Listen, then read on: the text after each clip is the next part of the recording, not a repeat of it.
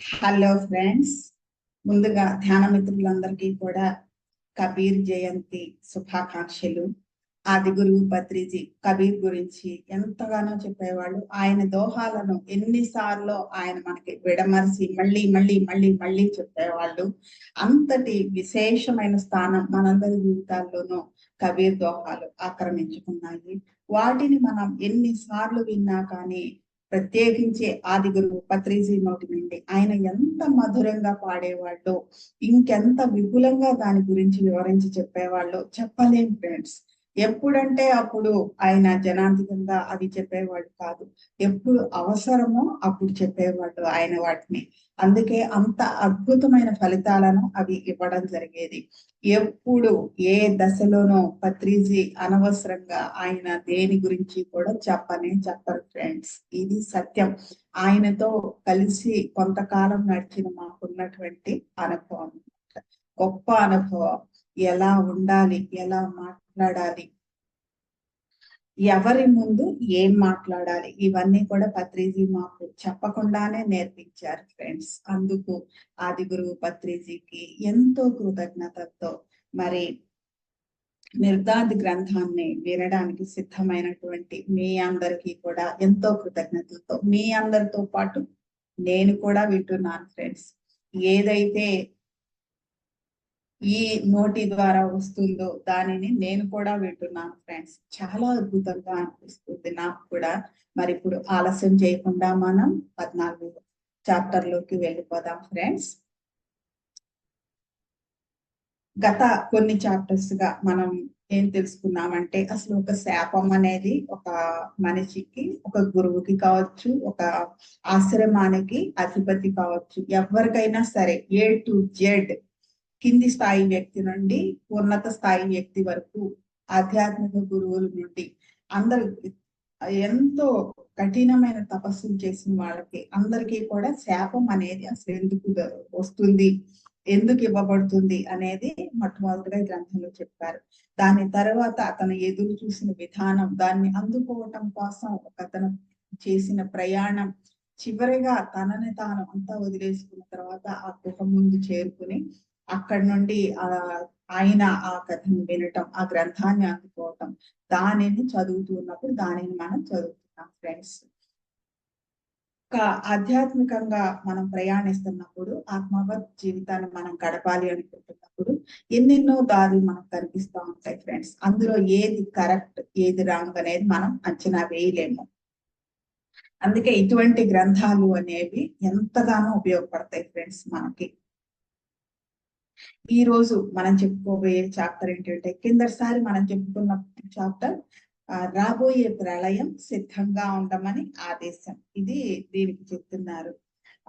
మీ కళ్ళను, మీ చెవులను, మీ నాలుకలను పస్తు ఉంచితేనే మీ హృదయాలకు పవిత్రమైన ఆకలి అంటే ఏమిటో తెలుస్తుంది. ఒక్కసారి ఆ ఆకలి తీరితే ఇక అది మిమ్మల్ని ఎప్పటికీ నిండుగా ఉంచుతుంది, ఆది గురువు పత్రిజీ లాగా అని ఈయన ఇందులో చెప్పారు ఫ్రెండ్స్. చెప్పి ఎవరెవరిని మనం మన జీవితంలో, మన దగ్గర సమృద్ధితనం ఉంది, నిండుతనం ఉంది, అది మనకి అది త్రూ ఎవరి ద్వారా వెళ్ళాలంటే ఆ నీటి ఎవరికి ఉంది అంటే వీళ్ళు అని చెప్పేసి కూడా ఆయన చూపించారు. చూపించిన తర్వాత లాస్ట్ లో ఆయన ఏం చెప్తున్నారంటే, ఆ మీకు మీరే శాసించుకోగల సమయం వచ్చే వరకు ప్రతి మాటని ఒక ప్రార్థనలా, ప్రతి పనిని ఒక యజ్ఞంలా చేయడం నేర్చుకునే వరకు మిమ్మల్ని ఏం చేయమని ఆజ్ఞాపించారో అవి చేయండి. ప్రశాంతంగా ఉండండి. మీ ఉదయపు భోజనం సమృద్ధిగా యథార్థంగా ఉండేలా మీరు చూడాలి. సమృద్ధిగా ఉండాలి, యథార్థంగా ఉండాలి. అది ఇంపార్టెంట్ ఫ్రెండ్స్. అది అది ఆయన చెప్పి వాళ్ళని పంపించారు, మీరు వెళ్ళండి అని చెప్పేసి. మనం నెక్స్ట్ చాప్టర్ లోకి వెళ్తే ఇందులో ఏం చెప్తున్నారంటే, 7 మిర్దాదుని గుహలో కలవడం. ఏడుగురు చీకటిలో ఏదీ చేయవద్దని ఆదేశం. ఇది ఫ్రెండ్స్ దీని హెడింగ్. ఇందులో ఈయన నరోండా ఏం చెప్తున్నారంటే, ఆ రోజు నేను మైకయ్యన్ ఉదయం ప్రార్థనకి వెళ్ళలేదు. వీళ్ళు డుమ్మా కొట్టారు. రెగ్యులర్ గా ఇన్ని సంవత్సరాల పాటు జరుగుతున్న దాన్ని వీళ్ళు డుమ్మా కొట్టారు ప్రార్థనకి. మేము గైర్హాజరు కావడం షమాదం గమనించాడు. ఆయన అబ్జర్వేషన్ లోనే ఉంటాడు కదా ఏం జరుగుతుంది అనేది. రాత్రి మెర్దాదుని మేము కలిశామని తెలుసుకుని తీవ్ర అసంతృప్తి చెందాడు. అతడు సరైన అవకాశం కోసం ఎదురు చూస్తూ అసంతృప్తిని వ్యక్తపరచలేదు. అంటే ఇక్కడ కూడా ఒక ఆశ్రమానికి అధిపతి అయ్యింది కూడా అంత అహంకారంతో నేను చెప్పినట్లే వినాలి అని అనుకుని కూడా ఆయన వెంటనే మాట్లాడలేదు. సరి అయిన అవకాశం కోసం ఎదురు చూస్తూ అసంతృప్తిని వ్యక్తపరచలేదు. కామ్గా ఊరుకున్నాడు అనమాట ఆయన. మా ప్రవర్తన మిగిలిన వారిలో ఆసక్తి రేపింది. కారణం తెలుసుకోగలిగారు. ప్రార్థన చేయవద్దని మెర్దాద్ మాకు సలహా ఇచ్చి ఉంటాడని కొందరు అనుకున్నారు. మెర్దాద్ చెప్పుంటాడు అందుకే వీళ్ళు మానేశారు అని చెప్పేసి. అప్పటి వరకు వాళ్ళు అనుకునేది ఏంటి, మిర్దాద్ కి షమాదం ఇద్దరు వ్యతిరేకమని కదా వాళ్ళు అనుకునేది. ఎందుకంటే ఆయన ఎప్పుడు క్రిటిసైజ్ చేస్తా ఉంటాడు ఈయన దేన్ని పట్టించుకోరు. మిర్దాద్ ప్రార్థన చేయవద్దని మిర్దాద్ మాకు సలహా ఇచ్చి ఉంటాడని కొందరు అనుకున్నారు. అతడి వ్యక్తిత్వం గురించి వింత ఊహాగానాలు చేశారు కొందరు. ఎవరికి దోసినట్టు వాళ్ళు అనుకున్నారనమాట. తానెవరో మాకు మాత్రం తెలియజేయడానికి మమ్మల్ని రాత్రి పిలిచాడు అని కొందరు అన్నారు. మీకు మాత్రమే చెప్పడం కోసం మిమ్మల్ని పిలిచుంటారు రాత్రి అని కొందరు అన్నారు. అతడు నావలో దాక్కుని వచ్చాడంటే ఎవ్వరూ నమ్మలేదు. అసలు సత్యం ఏదైతే వీళ్ళు చెప్పారో అది ఎవ్వరూ నమ్మలేదు.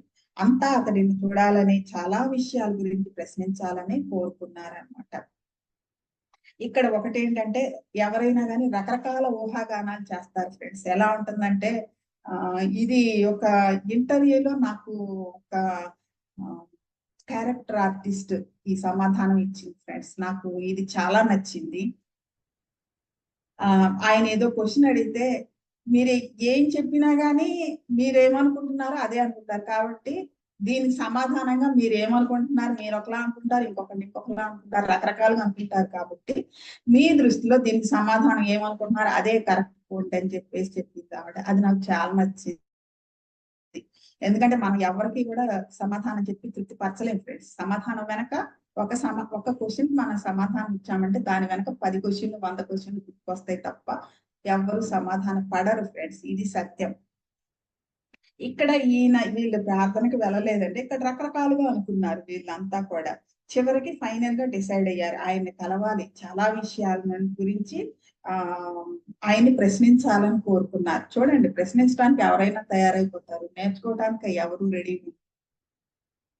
ఆర్క్ లో పని లేనప్పుడు బ్లాక్ పిట్ అని పిలువబడే అగాధం మీద వేలాడుతున్న గుహలో కాలం గడపడం మాస్టర్ కి అలవాటు. అంటే ఏ గుహ ముందైతే ఈ గ్రంథాన్ని అందుకోవడానికి వచ్చిన అతను కళ్ళు తిరిగి పడిపోయాడో, ఏ గుహలో అయితే సమాధము వదిలేసి ఇట్లా వచ్చే వరకు వాళ్ళకి ఇది హ్యాండ్ ఓవర్ చేసే వరకు నువ్వు ఈ గుహలోనే ఉండి ఎవరితో మాట్లాడొద్దు, ఎవరిని కలవద్దు అనేసి ఆయన చెప్పేసి ఆయన వెళ్ళిపోయారు. ఆ గుహ అన్నమాట ఇది.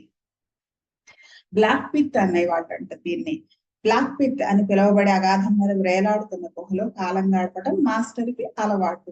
దానిని గూడు అంటాం మేము. ఆ రోజు మధ్యాహ్నం సమాధం తప్ప మిగిలిన అందరం ఆ గుహలోకి వెళ్ళాము. అతడు ధ్యానంలో నిమగ్నమై ఉన్నాడు. అతడి ముఖం ప్రకాశిస్తోంది. మరి ధ్యానంలో ఉన్నారు కదా. కళ్ళెత్తి మా వైపు చూసినప్పుడు అతని ముఖం ఇంకా కాంతివంతమైంది. ఒక సార్ దగ్గర మేము ఇది ఎప్పుడు చూసేవాళ్ళం అండి. ఒక ఎవరైనా సరే తనని కలవటానికి వచ్చినప్పుడు సార్ ముఖం కాంతితో వెలిగిపోతా ఉండేది. అసలే ఆయన ఫేస్ వెలిగిపోతా ఉంటుంది. కానీ ఎవరినైనా చూడంగానే ఆ కళ్ళల్లో నోరు మాత్రమే నవ్వదు ఫ్రెండ్స్. ఆ కళ్ళు, ముదురు, ఈ జుట్టుతో సహా అయింది స్మైల్ చేస్తా ఉంటాయి అన్నమాట. ఈ బుగ్గలు అన్ని కూడా నవ్వుతా ఉంటాయి అన్నమాట. ప్రతి పార్ట్ నవ్వుతుంది ఆయన ఫేస్ లో. ఇంకా గ్లోగా ఉంటది అనమాట ఆయన ఫేస్ ఎవరినైనా చూడంగానే. ఎందుకంటే ఆయన చెప్పేది వినడానికి ఒకళ్ళు వచ్చారు, ఈ రోజు నా దగ్గరికి వీళ్ళు వచ్చారు అన్న ఆనందము మరేంటో అంతకంటే నాకు తెలియదు ఫ్రెండ్స్. నేను అదే అనుకుంటున్నాను. అదే కాంతి ఇంకా కాంతివంతమైందని చెప్తున్నారు వీళ్ళని చూడంగానే. మరి అంత పెద్ద ఆర్కులో ఈయన కావాలి అనుకుని వీళ్ళు వచ్చారు అంటే ఆ గురువుకి ఎంత ఆనందం అండి. మిర్దాద్ అన్నారు, మీ గూటిని ఎంత త్వరగా కనుక్కున్నారు. మిర్దాద్ మీ పట్ల ఆనందపడుతున్నాడు. ఇది నాది అని ఆయన అనలేదు, వీళ్ళది వాళ్ళది అని అనలేదు. మీ గూటిని ఎంత త్వరగా కనుక్కున్నారు మీరు. చాలా ఫాస్ట్ గా కనుక్కున్నారు కదా మిగతా వాళ్ళందరికంటే. మిర్దాద్ మీ పట్ల ఆనందపడుతున్నాడు. నేను ఆనందపడుతున్నాను ఆయన చెప్పలేదు. ఆర్క్ లో ఏ పదాలైతే నిషేధింపబడినాయో ఆ పదాలను మిర్దాద్ ఎప్పుడు వాడలేదు ఫ్రెండ్స్, ఉపయోగించలేదు. ఎందుకంటే ఆయన నేను నాదిలో లేరు కాబట్టి. మీ గూటిని ఎంత త్వరగా కనుక్కున్నారు, మిర్దాద్ మీ పట్ల ఆనందపడుతున్నాడు. అభియార్ అన్నాడు కదా, ఆర్క్ మా గూడు, ఈ గుహ మా గూడు అని ఎందుకు అంటున్నావు అని అడిగారు ఈయన. అడిగితే మిర్దాద్ అన్నాడు కదా, ఆర్క్ కూడా ఒకప్పుడు గూడే కానీ ఇప్పుడు కాదు, మరి ఈ రోజు అని అడిగితే మిర్దాద్ అన్నాడు, మోల్ అనే చిన్న జంతువు ఉండే నేల బొర్రె. మోల్ అనే జంతువు నేలలో మన ఎలకల్లాగా నేలలో బొర్రెలు చేసుకుని దాంట్లో ఉంటాయి, ఎలకలు పందికొక్కులు లాంటివి అన్నమాట. అభియార్ అన్నాడు కదా, ఆనందంగా ఉన్న 8 మంది మూల జంతువులు మిర్దాద్ తో కలిపి 9. ఎంత వెటకారం చూడండి. గురువు గురించి తెలియనప్పుడు ఎన్ని సెటైర్లైనా వేస్తాము, ఎన్ని మాటలైనా మాట్లాడతాము. ఎందుకంటే అది అజ్ఞానం, అజ్ఞానంలో ఉంటారు కాబట్టి. అజ్ఞానంతో ఉన్నప్పుడు కంపల్సరీ అక్కడ అహంకారం ఉంటది ఫ్రెండ్స్. ఇతను ఏమంటున్నాడు, ఆనందంగా ఉన్న 8 మూల జంతువులు మిర్దాద్ తో కలిపి 9. ఆయన్ని కూడా తనతో పాటు కలిపేసుకుంటున్నాడు. భద్రసాయిని కూడా అలాగే చేస్తారండి చాలా మంది. ఎందుకనంటే తెలియదు వాళ్ళకి సార్ ఏంటి, ఎక్కడి నుండి వచ్చారు, ఆయన శక్తి ఎంతటిది, ఆయన దూరదృష్టి ఎంత దూరం చూడగలరు ఆయన అనేది, దానికి అసలు కొలమానం ఉందా, ఎటువంటి ఆయన పక్కన మనం ఉన్నాం అనేది తెలియదండి. తెలియక ఇష్టం వచ్చినట్టు మాట్లాడేస్తారు అనమాట. ఆయన తెలియదు కాబట్టి వీళ్ళకి తెలియదులే అని నవ్వుకుని ఊరుకునేవాళ్ళు ఆయన. కానీ మిర్దాద్ ఏమన్నారంటే, ఎగతాళి చేయడం ఎంత తేలిక, అర్థం చేసుకోవడం ఎంత కష్టం, రెండింటికి ఉన్న డిఫరెన్స్ వాళ్ళు ముందే చెప్తున్నారు, సూటిగా చెప్తున్నారు. సార్ కూడా ఒక్కొక్కప్పుడు చాలా సూటిగా చెప్పేవాడు ఫ్రెండ్స్. అది ఓవర్ అవుతుంది అనుకున్నప్పుడు దాన్ని ఇలా విరిచేసేవాడు సార్ కూడా. ఎప్పుడు విరవాలో అప్పుడు విరిచేవాళ్ళు, ఎప్పుడంటే అప్పుడు మాట్లాడేవాడు కాదు. కానీ ఎగతాళి చేసేవాడిని ఎప్పుడూ ఎగతాళి చేస్తుంది.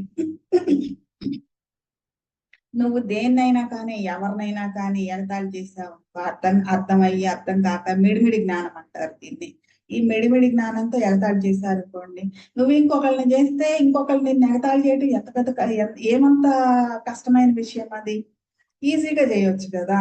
నువ్వు అన్నావు ఒకళ్ళని చేసావు, ఎందుకంటే నువ్వే దారి ఇచ్చావు వాటికి, ఇంకొకరిని ఎగతాళి చేయటానికి నువ్వే దారి ఇచ్చావు. నువ్వు కానీ వాళ్ళు ఎగతాళి చేయకుండా ఉంటుంటే, అర్థం చేసుకుంటే వాళ్ళెవరు నేను చెయ్యరు కదా ఫ్రెండ్స్, ఆ దృష్టితో నేను చూడరు కదా.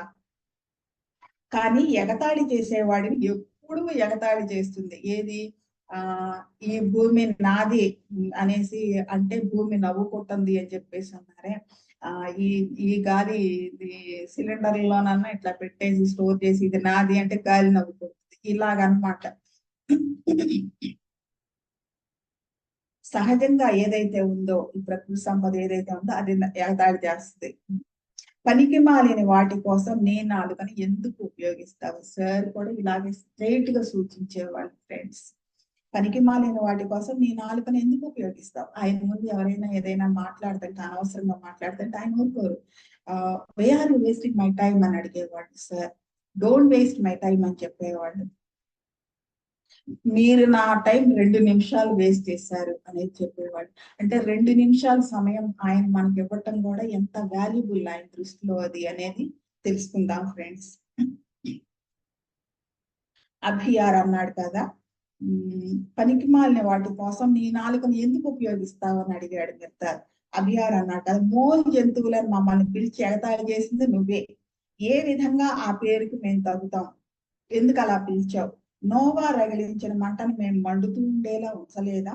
కొద్ది మంది యాచకులను పాకలా ఉన్న ఈ ఆర్కుని అతి ఐశ్వర్యవంతమైన రాజప్రసాదం కంటే ఐశ్వర్యవంతంగా మేము చెయ్యలేదా. పొలిమేరలను దూరంగా నెట్టి పెద్ద రాజ్యంగా చెయ్యలేదా. మేము మూల జంతువులం అయితే నేలలో బొర్రెలు చేసే నేర్పరులం మేమే అని చెప్పేసి అన్నాడు. అంతే, అంతా నేను అది చేశాను, నేను ఇది చేశాను, నేను శరీరాన్ని అంటున్నంతసేపు కూడా నాది అనేది వస్తుంది ఫ్రెండ్స్. నాది అనేది ఎప్పుడైతే వస్తుందో నేను చేశాను అనేది వస్తుంది, చేయబడింది అనేది రాదు ఫ్రెండ్స్ అక్కడ. ఇక్కడ ఇతను అడుగుతున్నాడు, ఇవన్నీ మేము చేయలేదా, ఎందుకన్నావు అలాగా. ఒకవేళ మేము మూల జంతువులం అయితే నేలలో బొర్రెలు చేసే నేర్పరులం మేమే అనేసి అతను అన్నాడు. అంటే మిర్దాద్ అన్నాడు కదా, నోవా రాజేసిన మంట మండుతుంది అది నిజమే, కానీ అది హోమగుండంలోనే మండుతోంది. మీరే హోమగుండం, అది మీ లోపలే మండుతుంది, అది ఎక్స్పాండ్ అవ్వలేదు. ఈ ఆస్తులు అంతస్తులు ఇవన్నీ ఎక్స్పాండ్ అయినాయి, కానీ ఆ ఏదైతే ఆయన ఆ జ్ఞానాగ్నిని ఆయన అంటించారో అది ఎక్స్పాండ్ అవ్వట్లేదు. మీరే హోమగుండం, అది మీతోనే ఉంది. మీ హృదయాలే నూనె వంట చెరకు అయితే తప్ప అది ఏ విధంగా ఉపయోగపడుతుంది? మీ హృదయాలే దాంట్లో నూనె వంట చెరుకు అయితే తప్ప ఈ ఆస్తులు అంతస్తులు వేస్తే అందులో అది ఏ విధంగా అందరికీ ఉపయోగపడుతుంది? ఇంత సంపాదించారు, ఇన్ని సంపాదించామని మీరు చెప్తున్నారు, కానీ ఇవి ఏ విధంగా ఉపయోగపడతాయి? ఆ హోమగుండం, ఆ అగ్ని ఏదైతే ఉందో అది ఏ విధంగా అందరికీ ఉపయోగపడుతుంది? అది మీతోనే ఉంది, మీ హృదయంలో మీలో మీరే, మీరే హోమగుండం, కానీ మిమ్మల్ని దాటి వెళ్ళలేదు అని ఆయన ఈ సూచన ఇచ్చారు. మీ హృదయాలే నూనె వంట చెరకు అయితే తప్ప అది ఏ విధంగా ఉపయోగకరం అని అడుగుతున్నారు. ఇప్పుడు ఆర్క్ వెండి బంగారంతో నిండిపోయి బరువుకి కీచుమంటూ తలకిందులై మునిగిపోవటానికి సిద్ధంగా ఉంది.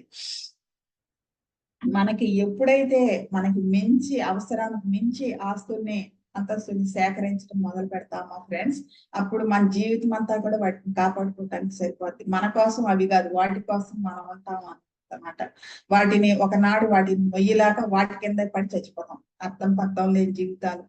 ఏది ఏ అనుభూతుల్ని తీసుకువెళ్ళడం కోసం ఈ భూమి మీద ఎంత కష్టపడి ఎదురు చూసి చూసి ఒక గర్భం దొరకంగానే ఈ భూమి మీదకి వచ్చామో దానిని వదిలిపెట్టి ఇవన్నీ చేర్చుకోవటం మొదలు పెడితే తీసుకెళ్లాల్సింది ఎప్పుడు సంపాదించుకుంటాము, ఎప్పుడు నేర్చుకుంటాము, ఎప్పుడు చేస్తాం ఫ్రెండ్స్ అవన్నీ కూడా. ఇవన్నీ చేర్చుకోవటం మొదలు పెడితే ఈయన ఏమన్నారు? ఆర్క్ వెండి బంగారంతో నిండిపోయి బరువుకి కీచుమంటూ తలకిందులై మునిగిపోవడానికి సిద్ధంగా ఉంది. తలకిందులై మునిగిపోవడానికి సిద్ధంగా ఉంది. పత్రిసారి ఎప్పుడూ చెప్తారు, ఆధ్యాత్మికతకి భౌతిక సంపదకి డబ్బుకి సంబంధం లేదు. డబ్బు తీసుకుని ధ్యానం చెప్పడం అనేది ఉండకూడదు, డబ్బుకి దానికి సంబంధం ఉండకూడదు అని చెప్పేవాళ్ళు. ఒక కార్యక్రమం గురించి ఆ కార్యక్రమం మొదలైన తర్వాత నువ్వు నలుగురి దగ్గరికి వెళ్ళి అడుగు, అది తప్పు కాదు. అందరి సహకారం తీసుకోవటం అవుతుంది అది. కానీ ముందు ముందే ధ్యానం చెప్పడానికి డబ్బులు, ఏదైనా చెప్పడానికి డబ్బులు ఇట్లా తీసుకుంటే ఆ బరువే ముంచేస్తుందని చెప్తున్నారు ఫ్రెండ్స్ ఇక్కడ. ఒకప్పుడు ఆర్క్ తల్లి జీవంతో నిండి ఉండింది. ఇప్పుడు బరువైన జడ పదార్థాలను ఆర్క్ మొయ్యలేదు. ఇవన్నీ కూడా ఈ ఒళ్ళుంది ఫ్రెండ్స్, దీని లోపల దైవం ఉంది. ఆత్మ అనండి, దైవం అనండి, అంతరాత్మ ఏమన్నా అనండి మీరు, దీని లోపల ఉంది. అది మనకి ఎప్పుడు కూడా భారం కాలేదు ఫ్రెండ్స్. మనం ఈ ఒంటి మీద ఈ ఈ డ్రెస్ వేసుకున్నాము. ఈ డ్రెస్ 1 కిలో ఉంది, 2 కిలోలు, 5 కిలోలు, 10 కిలోలు, ఇది ఎక్కువ అయ్యే కొద్దీ మనకు భారం అవుతుందా అవదా? దీని మీద వేసే ఆర్నమెంట్స్, ఈ ఆర్నమెంట్స్ కూడా ఎక్కువ అయ్యే కొద్దీ భారం అవుతుందా అవదా? భారం అవుతుంది కదా. ఇవి వచ్చే కొద్దీ కూడా ఒకప్పుడు ఆర్క్ తల్లి జీవంతో నిండింది, ఆ జీవం ఉండేది ఆమెలో. ఇప్పుడు బరువైన జడ పదార్థాలను ఆర్క్ మోయలేదు. అందుకే దానికి ఎదురుగా నిలిచే శక్తి సముద్రానికి లేకపోయింది. మనం ఉన్నామంటే మనలో నిండుగా జీవశక్తి ఉన్నప్పుడు మనకి ఎదురుగుండానే సముద్రం ఉంటుంది ఫ్రెండ్స్. ఇప్పుడు ఈ ఈ సముద్రం ఎందుకనంటే ఇందులో జీవం ఉంది కాబట్టి అది మనల్ని ముంచేయలేదు, మనకి ఎదురుగుండా ఉంటుంది అది. అందుకే దానికి ఎదురుగుండా నిలిచే శక్తి సముద్రానికి లేకపోయింది. ఎప్పుడైతే మనం వీటిని తగిలించుకున్నామో, వీటి బరువు కింద ఉన్నామో, అప్పుడు ఏం చేస్తే ఆ సముద్రం ముంచేస్తుంది మనల్ని. బరువైన జడ పదార్థాల గురించి జాగ్రత్తగా ఉండండి. పత్రిసారి చెప్పారు వరలక్ష్మి మేడంతో. వస్తు ప్రామాణిక సూత్రం మీద ఆధారపడద్దు అని చెప్పారు ఫ్రెండ్స్. అంటే వస్తువులు కూడా వాటికి కూడా ప్రామాణిక సూత్రం ఉంటుంది. దీనిని దీనికోసం తయారు చేశారు, దీనికోసం ఉపయోగించాలి, ఉపయోగం అయిపోయిన తర్వాత తీసి పక్కన పెట్టేసేయాలి. అంటే మన దృష్టిలో నుంచి కూడా తీసి పక్కన పెట్టేసేయాలి వాటిని. ఇంట్లో నుండి మనం ఒక పని మీద బయటికి వెళ్తే ఇల్లు గుర్తు రాకూడదు, పని చూసుకుని ఇంటికి వచ్చాక ఆ వెళ్ళిన ప్లేస్ గుర్తు రాకూడదు అని చెప్పేవాడు ఫ్రెండ్స్ మనకి. అంటే ఈ జడ పదార్థాల గురించి జాగ్రత్తగా ఉండండి అని చెప్పినప్పుడు ఇది ఒక సూచన ఫ్రెండ్స్. అవి ఎంతవరకు అవసరమో అంతవరకు ఉపయోగించుకుని వాటిని పక్కన పెట్టేసేయాలి. అంటే మన దృష్టిలో అవి ఇంకా ఉండకూడదు అనమాట. ఇది ఉంటేనే ఉంటాను, ఇది లేకపోతే నేను ఉండలేను, ఇది లేకపోతే ఇప్పుడు నేనేం చెయ్యాలి, అవసరాల కోసం చేర్చటం, ఇది అంతా కూడా మనకి బరువు అయిపోతుంది ఫ్రెండ్స్. ఈయన అదే చెప్తున్నారు, బరువైన జడ పదార్థాల గురించి జాగ్రత్తగా ఉండండి. వాటిని మనం మొయ్యటం కష్టం ఫ్రెండ్స్. 1కి 10 అయితే అవి మనల్ని ముంచేస్తాయి. ఆ వాటి కింద మనం అర్థం పర్థం లేని అతిగతి లేని చావు చచ్చిపోతాం.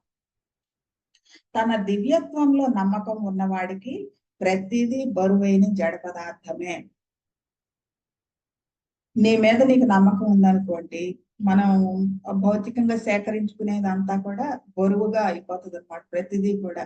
అందుకే ఎవరికి వాళ్ళు ఎక్కువ ఏం చెప్తారంటే, ఇచ్చేసేయమని, పని చేసేయమని చెప్తారు. మీ దగ్గరికి ఏదైనా వచ్చిందా, పని చేసేయండి, మీ దగ్గర అట్టి పెట్టొద్దు దాన్ని అని చెప్తారు. ఒకప్పుడు సార్ అయితే అందరినీ కూడా మీ ఇంట్లో ఎక్సెస్ ఉన్న సామాను కానీ, బట్టలు కానీ ఏమున్నా కానీ పార్సిల్ వేసి, కట్టాలకు పార్సిల్ వేసేయమని చెప్పేవాళ్ళు. అక్కడ నుండి చుట్టుపక్కల తండాల వాళ్ళు పంచిచ్చేస్తాను. అట్లా పనిచేశారు ఫ్రెండ్స్. చాలా చాలా వచ్చింది అలాగా, లారీలతో వచ్చింది ఫ్రెండ్స్. తనలోనే ప్రపంచాన్నంతా నిలిపి ఉంటాడు, కానీ దాని బరువుని మోయడు. ఈ లోపల అనంత విశ్వం దీనిలోనే ఉందని చెప్తాం, కానీ అది ఎప్పుడు కూడా మనకు భారం కాదు ఫ్రెండ్స్. ఎందుకంటే ఆ దివ్యత్వంలో నమ్మకం ఉంది కాబట్టి ఎప్పుడైతే ఉంటుందో అప్పుడు ఈ బరువైన జడ పదార్థాలు అనేవి మనం తగిలించుకోం. తనలోనే ప్రపంచాన్నంతా నిలిపి ఉంటాడు, కానీ దాని బరువుని మోయడు ఏ మాత్రం కూడా అని చెప్తున్నాడు. ఇదేంటంటే ఎంతవరకు మనం చెయ్యాలో అంతవరకు చేసి దాని సహజత్వాన్ని దాన్ని వదిలేయాలి. పత్రి సార్ ఎప్పుడు కూడా ఇన్ని మెగా పిరమిడ్స్ దగ్గర నుండి చిన్న పిరమిడ్స్ దగ్గర కట్టమన్నారు. ఎన్నో శాఖలను ఆయన ఓపెన్ చేశారు. తర్వాత క్రియేట్ చేశారు, ఎన్నో శాఖల్ని క్రియేట్ చేశారు, ఎన్నో శాఖల్ని ఓపెన్ చేశారే తప్ప వాటిని ఆయన తనతో ఉంచుకోలేదు ఫ్రెండ్స్. దానికి అప్పచెప్పేశారు ఎవరికి వాళ్ళకి. ఆయన ఏది ఉంచుకోలేదు. ఈ గేటు దాటితే ఇది నా దృష్టిలో ఉండదు అనేసి చెప్పేవాళ్ళు ఆయన. ఇలా ఉంటారు ఫ్రెండ్స్. మనలోనే ప్రపంచాన్నంతా నిలిపి ఉంటాడు, కానీ దాని బరువుని మోయడు. మళ్ళీ దానికి ఎప్పుడైతే అవసరం వస్తుందో అప్పుడు దాంట్లోకి వెళ్తారు, ఆ పని చూస్తారు, మళ్ళీ బయటకు వచ్చేస్తారు. అంతే తప్ప దాన్ని తమతో తీసుకెళ్లరు ఫ్రెండ్స్ ఏ మాత్రం కూడా. ప్రతిసారి ఎప్పుడు కూడా ఇది డిటాచ్డ్ గా ఉండటంలో కూడా ఎలా ఏది డిటాచ్మెంట్ అనేది మన బాధ్యతల్ని ధర్మాలని వదిలేయటం డిటాచ్మెంట్ కాదు ఫ్రెండ్స్. వదిలేసి పారిపోవడం, అది పారిపోవటం అవుతుంది. ఇదేంటంటే మనం చేయవలసినంత వరకు సంపూర్ణంగా చేసేసి దాని ధర్మానికి దాన్ని వదిలిపెట్టేసి మన దారిని మనం ఇంకొక దాంట్లోకి వెళ్ళిపోవడం అనమాట. దాని బరువుని మోయకుండా ఉండాలంటే ఇలాగని పత్రిసారి చేసేవాళ్ళు, చేసి చూపించేవాళ్ళు, చెప్పేవాళ్ళు ఫ్రెండ్స్. వెండి బంగారుని సముద్రంలోకి విసరకపోతే వాటితో పాటు అవి మిమ్మల్ని కూడా సముద్రం అడుగుకి లాగుతాయి. ఇక్కడ వరలక్ష్మి మేడం ఒక విజన్ చూశారు ఫ్రెండ్స్. ఎన్నెన్నో లోకాల నుండి వాళ్ళు వెండి బంగారం భూమి మీదకి ఇట్లా విసిరేస్తున్నారంట. ఎందుకు ఇట్లా విసిరేస్తున్నారు, ఏం జరుగుతుంది అని అంటే, ఉన్నత లోకాల్లో వాళ్ళకి భారమైన వాటిని, అన్నెసరి వాటిని వాళ్ళు అక్కడ ఉంచుకోలేదు. భూమి వాటిని ఆకర్షిస్తుంది కాబట్టి భూమి మీదకి వాటిని విసిరేశారు.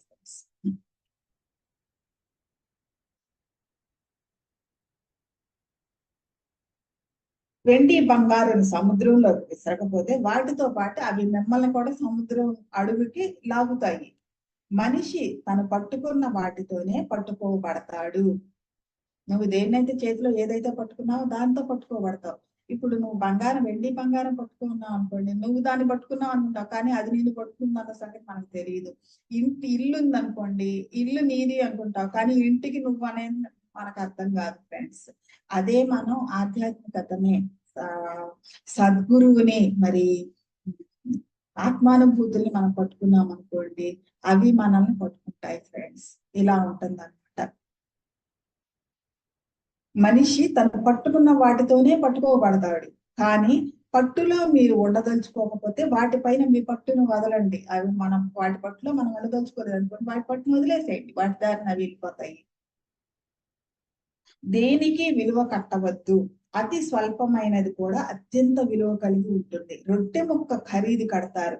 రొట్టె తయారవడానికి అవసరమైన సూర్యుడికి, గాలికి, భూమికి, సముద్రానికి, చెమటకి, మనిషిలోని నేర్పుకి ఎందుకు విలువ కట్టరు? అనేసి అడుగుతున్నారు ఫ్రెండ్స్. ఈయన అతి స్వల్పమైనది కూడా అత్యంత విలువైనది అని చెప్తున్నారు. దేనికి విలువ కట్టొద్దు మీరు. రొట్టె ముక్క తక్కువదని, బంగారం ఎక్కువదని. బంగారం కడుపు నిండుతుందా నింపదు కదండి, రొట్టె ముక్కే కావాలి అప్పుడు. కానీ రొట్టె ముక్క మనకి రావటానికి వెనక ఎన్నింటి కృషి ఉంది అనేది దానికి మనం ఎలా విలువ కడతాం. ఓ బంగారానికి విలువ కట్టొచ్చు మనం, కానీ ఈ రొట్టె ముక్కకు విలువ కట్టలేము అనేసి చెప్తున్నారు. మీ జీవితాలకు మీరు విలువ కట్టగలిగితే తప్ప దేనికి విలువ కట్టవద్దు. మన జీవితానికి మనం విలువ కట్టగలమా? లేం కదా. కాబట్టి అందుకే ఆయన ఇది కట్టగలిగితే అది కట్టండి, ఇది కట్టలేకపోతే దేనికి విలువ కట్టొద్దు అని చెప్తున్నారు.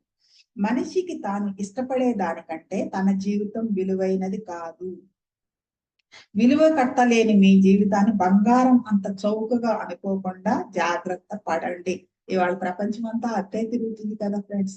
బంగారం, వెండి, నగలు, మరి డైమండ్స్, క్రిస్టల్స్, మరి బీడ్స్, రకరకాల బీడ్స్ వాటి చుట్టూ తిరుగుతుంది కదా. ఏం చెప్తున్నారు? విలువ కట్టలేని మీ జీవితాల్ని బంగారం అంత చౌకగా అనుకోకుండా జాగ్రత్త పడండి. వాటన్నింటికంటే కూడా మీ లైఫ్ వాల్యూబుల్. మీరంటూ లేకపోతే దేనికి వాల్యూ లేదు కదా ఫ్రెండ్స్. ఇంకెవరి కోసం ఉంటాయి అవన్నీ? ఆర్క్ పొలిమేరలను మైళ్ళు దూరంగా నెట్టారు. భూమి పొలిమేరల వరకు దాన్ని నెట్టగలిగినా మీరు ఇంకా బంధించబడే ఉంటారు. ఈ ఇల్లు ఉందనుకోండి, ఎంత స్క్వేర్ ఫీట్ లో ఉంటుంది, దీన్ని గోడను జరిపేశాము. కానీ ఇది ఎంత జరిపినా కానీ, భూమి ఎంత ఉందో అంతవరకు దీన్ని జరిపినా కానీ మనం దీంట్లో అది ఇల్లు, ఇంట్లోనే నేనున్నా, ఇందులో నేను బంధించబడి ఉంటానన్నమాట. అయితే అనంతాన్ని మీరు పిడికిలిలో బిగించి అతనికి టోపీ పెట్టాలని నిర్ధారి కోరుకుంటున్నాడు. అనంతం ఏదైతే ఉందో దానిని మీరు పిడికిల్లో బిగించి, నేను అనంతాన్ని అనే దృష్టి ఏదైతే ఉందో దానిని మీరు దాని మీద పట్టుని సంపాదించి దానికి టోపీ పెట్టాలని కోరుకుంటున్నాడు. అంటే ఒక ఒక అవగాహనలోకి దాన్ని తీసుకురావాలని నిర్ధారి కోరుకుంటున్నాడు అని చెప్తున్నాడు. భూమి పట్టుకున్న బిందువే సముద్రం. ఇక్కడ ఓషు ఒకటి ఉంటుందండి, నీటి బిందువులో సముద్రం అని చెప్పేసి ఉంటుంది. అది భూమికి పట్టి వేసి టోపీ పెట్టింది. నీటి బిందువులో సముద్రం ఉంటుందండి. ఇదేమైందంటే నీటి బిందువు అనేది భూమి మీదకి, ఆ మేఘం నుండి నీటి బిందువు భూమి మీదకి వచ్చేటప్పుడు భూమి దాన్ని పట్టాలి. ఇక్కడ సముద్రం ఉంటుంది. ఈ సముద్రానికి బార్డర్ ఉందా లేదా? అలా అది భూమికి పట్టి వేసి టోపీ పెట్టింది. అంటే ఇక్కడ ఒక్క నిమిషం ఫ్రెండ్స్. అయితే అనంతాన్ని మీరు పిడికిల్లో బిగించి అతనికి టోపీ పెట్టాలని నిర్ధారి కోరుకుంటున్నాడు.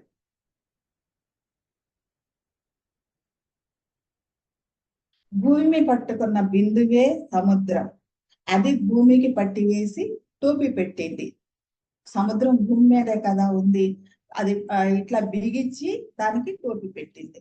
మనిషి టోపీ అంటే ఎట్లా చెప్పాలి దీన్ని, దాని కిందకి తీసుకురావటం ఫ్రెండ్స్. మనిషి సముద్రం కన్నా ఎంత ఎక్కువ అనంతమైన వాడు.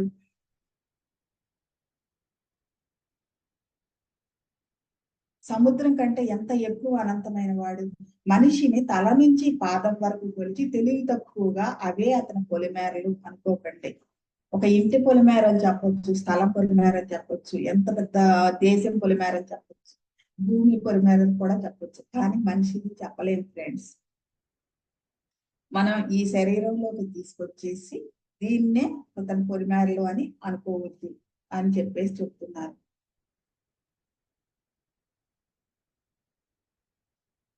మనిషిని తల నుంచి పాదం వరకు కొలిచి తెలివి తక్కువగా అవే అతని పొలిమేరలు అనుకో. అభియార్ చెప్పినట్లు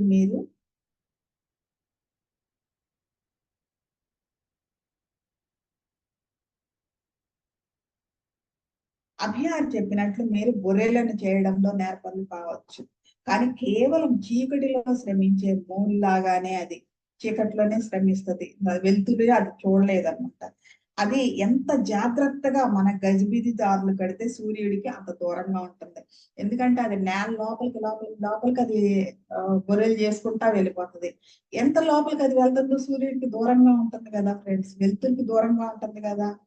అది ఎంత జాగ్రత్తగా మన గజిబిజిదారులు పెడితే సూర్యుడికి అంత దూరంగా ఉంటుంది. ఆ దారులు అప్పో ఎంత నేర్పతనంతో చేస్తుందని చెప్పేసి అన్నా, కానీ సూర్యుడికి దూరంగా ఉంటుంది అది. అభియార్, మీ కట్టడాలు నాకు తెలుసు. నువ్వు చెప్పినట్లే ప్రాపంచిక ఆకర్షణలను విడిచిపెట్టి భగవంతుడికి అర్పించుకున్నామని నువ్వు అంటున్న వారు కొద్ది మందే, కానీ ప్రపంచంతో మిమ్మల్ని కలిపే చీకటి వంకర దారులు చాలా ఉన్నాయి. ఇక్కడ అవేర్గా ఉంటారు ఫ్రెండ్స్. ఏది కరెక్ట్ ఏది కాదు అని చెప్పడానికి మనకి ఇదే రైట్ అనిపించే చీకటి దారులు చాలా ఉంటాయి ఫ్రెండ్స్. ఆ చీకట్లో మనకు తెలియదు, అందులోకి కానీ వెళ్ళాము ఇంకంతే ఫ్రెండ్స్. తిరిగి మనల్ని వెనక్కి తీసుకురావటానికి పత్రిసారి లాంటి గురువు రావాలి ఫ్రెండ్స్. భగవంతుడికి ఇవన్నీ కూడా మీ కట్టడాలు నాకు తెలుసు. నువ్వు చెప్పినట్లే ప్రాపంచిక ఆకర్షణలను విడిచిపెట్టి నాకు ఇలా వెళ్ళాలి అలా చేయాలి విడిచిపెట్టి ఇదంతా కూడా భగవంతుడికి అర్పించుకున్నామని అనుకుంటున్న వారు కొద్ది మందే ఉన్నారు అందులో. కానీ ప్రపంచంతో మిమ్మల్ని కలిపే చీకటి దారులు చాలా, చీకటి వంకర దారులు. మళ్ళీ ప్రపంచంతో మిమ్మల్ని కలిపే చీకటి వంకర దారులు చాలా ఉన్నాయి. మీరు ఎంత అనుకున్నా కానీ ఈ చీకటి వంకర దారులు చాలా ఉన్నాయని చెప్తున్నాడు. తల ఊపుతూ బుసలు కొడుతున్న మీ తీవ్ర ఉద్రేకాలను నేను వినడం లేదా? మీ దేవుడి పీఠం మీద తాకి ముడుచుకున్న మీ అసూయలను నేను చూడడం లేదా? చూడండి ఫ్రెండ్స్, ఇవన్నీ గురువు గమనిస్తాడు. మీరు కొద్ది మందే కావచ్చు, కానీ ఆ కొద్ది మందిలో వెల్లువలో ఎందరో. మీరు కొద్దిమంది, ఇప్పుడు నేను ఒక్కదాన్నే ఉన్నాను ఫ్రెండ్స్. నా నేను మాట్లాడుతుంటే నేను దేన్నైతే ఎక్స్ప్రెస్ చేస్తున్నాను దాంట్లో ఎంతమంది ఉంటారు? నా దృష్టిలో, నా ఆలోచనలో ఎంతమంది అయినా ఉండొచ్చు కాక. మీరు కొద్ది మందే కావచ్చు, కానీ ఆ కొద్ది మంది వెల్లువలో ఎందరో, అది ఎక్స్ప్రెస్ చేసే దాంట్లో ఎందరో ఉంటారు. దాంట్లో నేలలో బొర్రెలు చేయడంలో నేర్పరులు అని చెప్పిన మీరు నేలలోనే కాకుండా సూర్యుడిలో, ఆకాశంలో తిరిగి అన్ని గోళాలలో కూడా బొర్రెలు చేసి దారులు ఏర్పరచుకోవాల్సింది.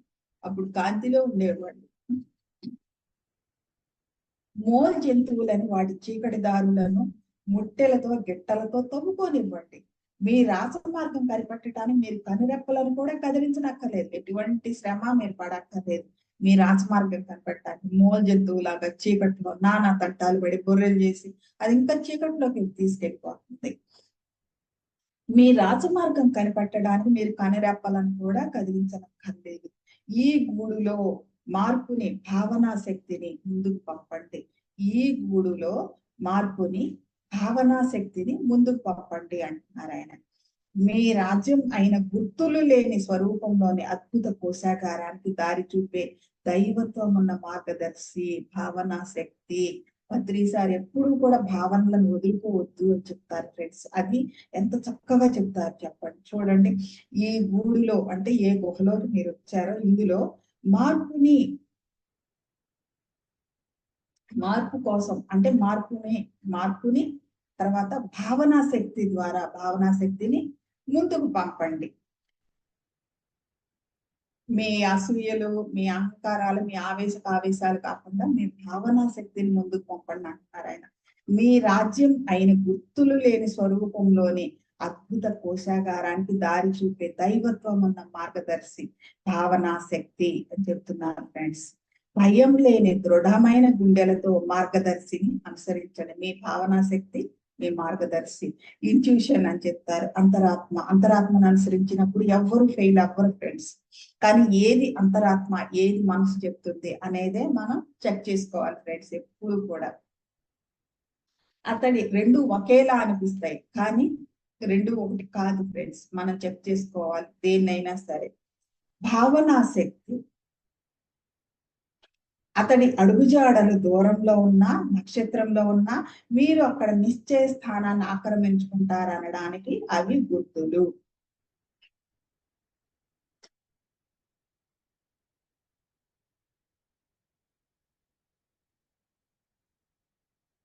దారి చూపే దైవత్వం ఉన్న మార్గదర్శి భావనా శక్తి. భయం లేని దృఢమైన గుండెలతో మార్గదర్శిని అనుసరించండి. అతడి అడుగుజాడలు దూరంలో ఉన్నా, నక్షత్రంలో ఉన్నా మీరు అక్కడ నిశ్చయ స్థానాన్ని ఆక్రమించుకుంటారనడానికి అవి గుర్తులు, భావనా శక్తులు. పూచీదారులు ప్రతిదీ మీలో ఉందని లేదా మీలో ఒక భాగమని తప్ప వేరే విధంగా దేనిని ఊహించలేరు. అప్పుడు అర్థమవుతుంది మనకి. ఆ భావనా శక్తిని మార్గదర్శిగా తీసుకుని మనం ప్రయాణిస్తున్నప్పుడు ఆ కోశాగారానికి వెళ్తాం. కోశాగారం అంటే ఖజానా ఫ్రెండ్స్, ట్రెజర్. అందులోకి వెళ్తాం. అక్కడ ఆ కోశాగారానికి దారి చూపే దైవత్వం అన్న మార్గదర్శి మా భావనా శక్తి. దాని వెంట వెళ్తే అక్కడికి దారి చూపిస్తుంది. అది అక్కడికి వెళ్తాం. భయం లేని దృఢమైన గుండెలతో మార్గదర్శిని అనుసరించండి. అతడి అడుగుజాడలు దూరంలో ఉన్నా, నక్షత్రంలో ఉన్నా మీరు అక్కడ నిశ్చయ స్థానాన్ని ఆక్రమించుకుంటారనడానికి అవి గుర్తులు, ఈ భావనా శక్తి. పూచీదారులు కూడా అవి తీసుకుంటాయి మీ బాధ్యత. ప్రతిసారే కదని చెప్పారు, ఈ భూమి మీద ప్రతి ఒక్కరిని వారి వారి స్థానానికి చేర్చే వరకు కూడా నేను ఈ భూమిని వదిలిపెట్టమని ఇంకెవరు ఇచ్చారు మాట? ఇవ్వలేదు కదా. ఆయనే ప్రతిదీ మీలో ఉందని లేదా మీలో ఒక భాగమని తప్ప వేరే విధంగా దేనిని అప్పుడు ఊహించలేం మనం. దాంతో ఉన్నప్పుడు ఒక చెట్టు దాని వేర్లు ఉన్నంత వరకే వ్యాపించగలదు. మనిషి అనంతంలో పాతుకున్నాడు కనుక అనంతమంతా వ్యాపించగలడు. అంతటి శక్తివంతుడి ఫ్రెండ్స్ మనిషి. ఒక చెట్టు దాని వేర్లు ఉన్నంత వరకే పాకుతుంది, కానీ మనిషి అనంతంలో పాతుకున్నాడు కాబట్టి అతను అనంతమంతా వ్యాపించగలడు. మీకు మీరు అవధులు పెట్టుకోకండి, లిమిట్ చేసుకోవద్దని చెప్తున్నారు. మీకు మీరు లిమిట్స్ పెట్టుకోవద్దు. మీరు లేని ప్రదేశాలు లేనంత వరకు వ్యాపించండి. మీరు లేని ప్రదేశాలు ఎక్కడెక్కడైతే ఉన్నాయో అంతవరకు వ్యాపించండి. మీరు ఎక్కడ ఉన్నా ప్రపంచమంతా వ్యాపించండి. మీరు ఈ శరీరం, భౌతిక శరీరం ఉందంటే అది ఒక చోటే ఉంటుంది ఫ్రెండ్స్, కానీ లోపల ఉన్నది మాత్రం మనం ఎక్కడికైనా కానీ వ్యాపించవచ్చు త్రూ టెక్నాలజీ. ఈ టెక్నాలజీ ఏది లేని రోజుల్లో కూడా ఋషులు తపస్సులు అంతా కూడా ఎలా వెళ్ళారంటే వాళ్ళకు ఉన్నటువంటి అవుట్ ఆఫ్ బాడీ ఈ శక్తులు ఏవైతే ఉన్నాయో, ఆస్ట్రేలియాని, థర్డ్ ఐ విజన్స్ ఇట్లా ఏవైతే ఉన్నాయో వాటిని టెలిపతి, టెలి ఆడియన్స్ ఇవన్నీ కూడా వాళ్ళు ఉపయోగించారు ఫ్రెండ్స్ అప్పుడు. ఇప్పుడంతా కూడా అది మన కంటి ముందుకు వచ్చేసింది కాబట్టి మనకు వాటితో పని లేకుండా అయిపోయింది. వాటికి పెట్టే శక్తిని కూడా మనం ధ్యానం నేర్పడానికి ఉపయోగిస్తున్నాము. మీకు మీరు అవధులు పెట్టుకోకండి. మీరు లేని ప్రదేశాలు లేనంత వరకు వ్యాపించండి. మీరు ఎక్కడ ఉన్నా ప్రపంచం అంతా వ్యాపించండి. మిమ్మల్ని మీరు కలిసే చోట భగవంతుడిని కలిసే వరకు వ్యాపించండి అని చెప్తున్నారు. అక్కడ ఎండ్ అవ్వాలి ఫ్రెండ్స్. మనలను మనం కలిసే ప్లేసే ఎండ్ పాయింట్ అవ్వాలి ఫ్రెండ్స్.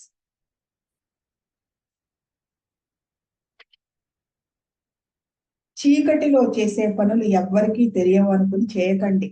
చీకటిలో చూడలేని మనుష్యులను చూసి సిగ్గుపడకపోతే కనీసం మెడుగురు పురుగు గబ్బిలాలను చూసి అయినా సిగ్గుపడండి. ఇక్కడ మనం ఇక్కడ మీరు లేని ప్రదేశాలు లేనంత వరకు వ్యాపించండి అంటే పత్రిసారిని ఒకసారి మ్యారేజ్ కి పిలిచారండి. మీరు తప్పకుండా రావాలి సార్ అని అంటే సార్ ఏం చెప్పారంటే నేను తప్పకుండా వస్తానన్నాడు, కానీ నా శరీరం రాలేదు అని చెప్పారు ఆయన. అంటే ఆయన అన్ని చోట్లకి ఎక్కడికైనా కానీ ఆయన వ్యాపించగలరు అని దీనికి ఎగ్జాంపుల్ గా నేను చెప్తున్నాను ఫ్రెండ్స్.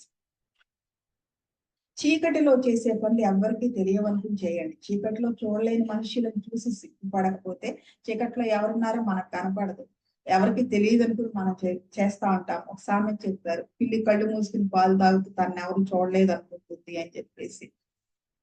ఇది చూసి సిగ్గుపడకపోతే కనీసం చీకట్లో ఎవరైనా ఉంటారు, మనల్ని అబ్జర్వ్ చేస్తున్నారు అనేది మీకు వాళ్ళని చూసైనా కానీ మీరు సిగ్గుపడకపోతే కనీసం మిడుగురు పురుగు గబ్బిలాలను చూసైనా సిగ్గుపడండి. అవి చీకట్లో ఏమన్నా చేస్తాయి, వాటిని చూసైనా అవి ఉంటాయి కదా.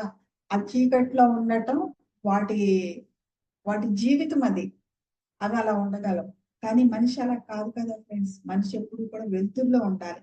చీకట్లో ఎవరికి తెలియవు కదా అని చెప్పేసి చేయకూడదు ఫ్రెండ్స్. మనం ఒక పని చేసాము, ఒకళ్ళని ఒక మాట అంటామో లేదా ఒక పనికిమాలిన పని, తలకు మాసిన పని చేసాము, అది మనం ఎవరి ముందైనా కానీ మనం దాన్ని కవర్ తీసుకోవచ్చు. కానీ ఒక అద్దం ముందు మీరు కూర్చోండి, మీరు మిమ్మల్ని మీరు ఏమని కవర్ చేసుకుంటారు దాన్ని? లేదు కదా. అదే ఇక్కడ చెప్తున్నారు ఈయన. చీకటిలో చేసే పనులు ఎవ్వరికి తెలియవు అనుకుని చేయకండి. ఈ లోపల ఒక దైవం ఉన్నాడు, ఎప్పుడు అబ్జర్వ్ చేస్తూ ఉంటారు. అనంత విశ్వం మిమ్మల్ని, ఆకాశిక రికార్డ్స్ మిమ్మల్ని అబ్జర్వ్ చేస్తూనే ఉంటాయని గుర్తుపెట్టుకోండి ఫ్రెండ్స్. ఓ సహచరులారా, చీకటి అనేది లేనే లేదు. ప్రపంచంలోని ప్రతి జీవి యొక్క అవసరాలకు అనుగుణంగా వెలుతురు మారుతూ ఉంటుంది. సూర్యుడు ఆ వైపు వెళ్తాడు, ఈ వైపు వెళ్తాడు. ఆ వెలుతురు మారుతూ ఉంటుంది అటు ఇటు కూడా. మీకు స్పష్టంగా ఉండే పగలు ఫీనిక్స్ పక్షికి సంధ్య వెలుగు. మనకి పగలు ఎంత ప్రచండంగా వెలుగుతూ ఉంటుంది, దాంట్లో మనం ఏమైనా చూడగలం, చేయగలం అనుకుంటాం. కానీ ఫీనిక్స్ పక్షికి అది మెయిన్ టైంలో పగలు రాత్రి కానీ సంధ్యా సమయంలో ఏ వెలుతురు అయితే ఉంటుందో అదంట ఫ్రెండ్స్, అది అట్లా చూడగలుగుతుంది. మీ రాత్రి ఓ కప్పకు పట్టపగలు, చీకటిలో కప్ప స్పష్టంగా చూస్తుంది ఫ్రెండ్స్, పిల్లి కూడా స్పష్టంగా చూస్తుంది. చీకటే మూయబడినప్పుడు అది వేరొక దానికి మూత ఎలా కాగలదు? చీకటే వెలుతురుతో మూయబడి ఉంది ఫ్రెండ్స్. మరి కప్ప పిల్లి ఇవన్నీ చూస్తున్నాయి కదా, మరి మనకి పగలు అన్నది ఫీనిక్స్ పక్షి చూడలేకపోతుంది కదా. అంటే లైట్ చాలా తక్కువ వెలుతురు ఉంటుంది కదా దానికి. ఇలా ఉంటాయి అన్నమాట, చేంజ్ అయిపోతా ఉంటాయి. ఇది చీకటే మూయబడినప్పుడు అది వేరొక దానికి మూత ఎలా కాగలదు? అదే ఇంకో దాంతో కవర్ చేయబడి ఉంది. ఆ చీకటి ఇంకొక దాన్ని ఎలా కవర్ చేస్తుంది? మీరు చేసే తప్పులన్నింటిని కూడా ఎట్లా కవర్ చేస్తుంది? చెయ్యదు ఫ్రెండ్స్, ఓపెన్ చేసేస్తుంది. దేనిని మోయాలని చూడకండి, దేన్ని కవర్ చేయొద్దు, ఓపెన్ గా ఉండమని చెప్తున్నారు. మీ రహస్యాలను ఏది బయట పెట్టకపోయినా వాటి మూత బయట పెడుతుంది. మీరు దాన్ని ఎప్పుడైతే మీ సీక్రెట్స్ అన్ని ఎప్పుడైతే మీరు కవర్ చేసి ఉంచారో ఆ కవర్ ఎప్పుడో ఒకప్పుడు ఓపెన్ అవుతుంది, ఆ కవరే బయట పెట్టేస్తుంది. కుండలో ఏముందో మూతకు తెలియదా? తెలుసు కదా. అదే చెప్పేది, మనమేంటో మన లోపల ఉన్న దైవానికి తెలుసు, ఆకాశిక రికార్డ్స్ తెలుసు, అనంత విశ్వానికి తెలుసు, చుట్టూ ఉన్న గాలికి తెలుసు, అన్నిటికీ తెలుసు ఫ్రెండ్స్. కుండలో ఏముందో మూతకు తెలియదా? తెలుసు కదా. పాములు పురుగులు నిండిన కుండల మూతలు తీసినప్పుడు ఆ కుండలకి తీవ్రమైన దుఃఖమే కదా. నీ లోపల ఉన్నటువంటి రియాలిటీ ఏదైతే ఉందో అది బయటకు వచ్చినప్పుడు ఈ ఈ ఇది కుండ అనుకుందాం, దీనికి మిగిలేది తీవ్రమైన దుఃఖమే ఫ్రెండ్స్. అవన్నీ బయటపడిపోయినాయి కదా, మరి ఒరిజినాలిటీ ఏది ఉందో అది బయటపడిపోయింది కదా. మీ గుండె లోతులలో ఉన్నది గాలిలో ప్రసారం చేసి కానీ మీ గుండెలను వదిలి వెళ్ళదు. ఇది ఈ లోతుల్లో ఏదైతే ఉందో అది గాలిలోకి పంపించేస్తుంది, టెలికాస్ట్ చేసేసి కానీ అది మీ గుండెలను వదిలి వెళ్ళదు. ఏ కంటి చూపు తనతో కంటిని, దాని కోర్కెలను, భయాలను, నవ్వులను అన్నిటినీ మోయకుండా బయటికి రాదు. మన కంటితో మనం ఎట్లా చూస్తున్నామని అనుకుంటున్నాం ఫ్రెండ్స్. ఈ చూపు ద్వారా ఏమేమి వస్తాయంటే ఈ కంటిలో ఉన్న కోర్కెలు, భయాలు, నవ్వులు, కన్నీళ్లు, వీటిని మొయ్యకుండా కంటి చూపు బయటికే రాదండి ఫ్రెండ్స్. చూడండి అసలు కంటి చూపు ద్వారా ఏమేమి వస్తాయి, మనం చూస్తే ఏమొస్తుంది, చూసినంత మాత్రాన్ని ఏమవుతుంది అని అనుకుంటా. చూపు ద్వారానే ఇవన్నీ కూడా బయటకు వచ్చేస్తాయి అంట ఫ్రెండ్స్. మరి దాని నుండి మన కంటి నుండి ఇవన్నీ కాకుండా వెలుగు, జ్ఞానం, ఇవన్నీ జ్ఞానంతో నిండిన చూపు ఎప్పుడు బయటకు వస్తుంది? అదృశ్య చూపుకి మన చూపుకి అదే ఫ్రెండ్స్ తేడా. ప్రతి ఇంటి తలుపు తట్టిన తర్వాత కానీ ఏ ఇంటిలోకి ప్రవేశించదు ఓ కళ. ప్రతి ఇంటి తలుపు తట్టి చూస్తుందంట, ఈ ఇంట్లోకి వెళ్ళొచ్చా వెళ్ళొచ్చా వెళ్ళొచ్చా అని చెప్పేసి. తర్వాతే ఆ ఇంట్లోకి ప్రవేశిస్తుందంట. అప్పుడు మీరు ఎలా కనిపిస్తారో జాగ్రత్త. ఆ కళ ప్రవేశించిన తర్వాత మీరు ఎలా కనిపిస్తారో జాగ్రత్త. ఏ కళలను బయటికి పంపుతారో, ఏ కళలను లోన ఉంచుతారో ఆ విషయం పట్ల జాగ్రత్త. ఎన్నో కళలు వస్తా ఉంటాయి ఫ్రెండ్స్, దేనిని మనం బయటికి పంపించాలి? మన ఆలోచనల్లో అనుకున్నా కానీ, నోటి ద్వారా మాట్లాడినా కానీ, చేత ద్వారా రాత్రి నాకు ఈ కళ వచ్చిందని చెప్పేసి మనం చేయటానికి రెడీ అయిపోయినా కానీ కొన్ని సెంటిమెంట్స్ ఉంటాయి. తెల్లవారుజామున కళ వస్తే ఇలా జరుగుతుందని, ఇలా అవుతుందని, ఇట్లా ఉంటాయి రకరకాలు. వీటిల్లో అప్పుడు మీరు ఎలా కనిపిస్తారో జాగ్రత్త. ఆ కళ వచ్చినప్పుడు మీరు ఎలా కనిపిస్తున్నారు? ఎప్పుడు కూడా ఇక్కడ ఏం చెప్తుంది అంటే మనల్ని మనం అనుక్షణం అబ్జర్వ్ చేసుకుంటూ ఉండాలి ఫ్రెండ్స్, చెక్ చేసుకుంటూ ఉండాలి. మన మీద మనకి కంప్లీట్ అవగాహన రావాలి ఫ్రెండ్స్. ఈ కళలు ప్రతి తలుపు తడుతుంది, అది తట్టిన తర్వాత ఏ ఇంట్లో ప్రవేశిస్తుంది. ప్రవేశించిన తర్వాత అప్పుడు మనం ఎలా కనిపిస్తున్నాం? ఆ కళ మన లోపలికి మనకు వచ్చిన తర్వాత ఏ కళలను బయటికి పంపుతారో, ఏ కళలను లోన ఉంచుతారో ఆ విషయం పట్ల జాగ్రత్త అని చెప్తున్నారు ఈయన. మీకు తెలిసి ఉండాలన్నమాట. దేనిని బయటికి పంపిస్తున్నారు, దేన్ని మీరు హైడ్ చేస్తున్నారు అనేది మీకు తెలిసి ఉండాలి. మీరు ఏదో ఒక విధంగా చింతల నుంచి, బాధల నుంచి విముక్తి పొందాలనుకుంటే మీరు సంతోషంగా దారి చూపుతాడు. ఎంత గొప్ప మార్గదర్శకుడు చూడండి ఫ్రెండ్స్. మీరు ఏదో ఒక విధంగా చింతల నుంచి విముక్తి, బాధల నుంచి విముక్తి పొందాలి అనుకుంటే మిర్దాద్ మీకు దారి చూపిస్తాడు. మాకు అవే కావాలి అనుకుంటే మిర్దాదే కాదు కదా, ఎవరు వచ్చినా కానీ అక్కడ ఏమీ చేయలేరు ఫ్రెండ్స్. మనం దేనిని కావాలి అనుకుంటున్నదే అంతా కూడా ఆధారపడి ఉంది ఫ్రెండ్స్. మన స్వయం నిర్ణయం మీదే అంతా కూడా ఆధారపడి ఉంది. ఇది ఈ ఎపిసోడ్ ఫ్రెండ్స్. చీకటిలో ఏది చేయవద్దని ఆదేశం. 7 గుహలోకి ప్రవేశించడం, ఆ గుహని గూడుగా గుర్తింపచేసి చీకట్లో ఏది చేయవద్దని చెప్పేసి మిర్దాద్ వాళ్ళందరినీ కూడా ఆదేశించారు. మరి ఇంత అద్భుతంగా ఆత్మావత్ జీవితంలో ఎటువంటి సత్యాలను మనం దృష్టిలోకి తీసుకోవాలి, ఎటువంటివి మనకి భారం అవుతాయి, మనల్నే ముంచేసి చంపేస్తాయి, ఎటువంటివి మనం సేకరిస్తే సముద్రం తన లోపలికి లాగేసుకుంటుంది, ముంచేస్తుంది, మరి వేటికి మనం సేకరించుకోవాలి, మన బాధలను ఆఖరికి మన కళలతో సహా ఎట్లా మనం రికగ్నైజ్ చేయాలి, ఇవన్నీ కూడా ఎంతో స్పష్టంగా మనకు తెలియజేసినటువంటి మెర్దాద్కి ఎంతో కృతజ్ఞతతో ఆ గ్రంథాన్ని మన దాకా తీసుకొచ్చినటువంటి మైఖేల్ నైమి గారికి, మరి ట్రాన్స్లేట్ చేసిన మేడం తెనాలి మేడం, ఆ మేడంకి, మరి తాను చుక్కలో ప్రాణం పోసినటువంటి ఆది గురువు బ్రహ్మర్షి పత్రిజీకి ఎంతో కృతజ్ఞతలతో థ్యాంక్ యూ సో మచ్.